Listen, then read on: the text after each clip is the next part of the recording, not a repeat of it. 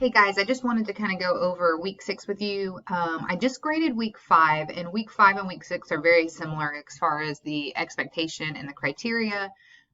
Both weeks you have a discussion and then you have short answer responses. So let's go into week 6.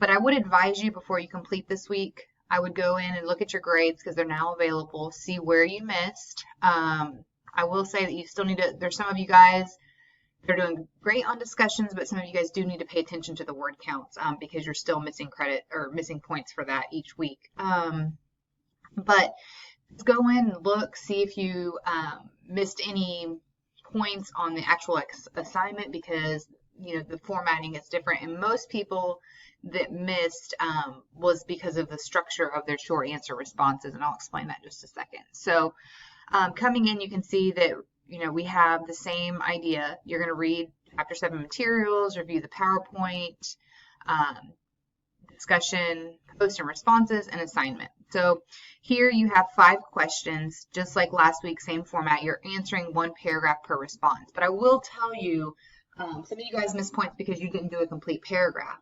Minimum, a paragraph is 3 to 5 sentences. And that's minimum, which shows, yes, you've met the criteria, but there's not a whole lot of critical thinking in your response. Some of you guys did write real full paragraphs, looked great this week.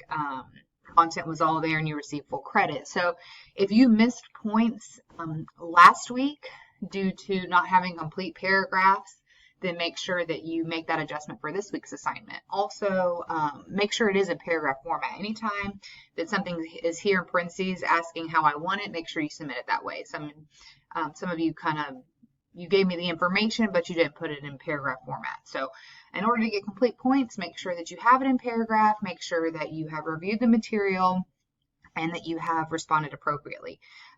Everything looks good though. We're moving through the semester great.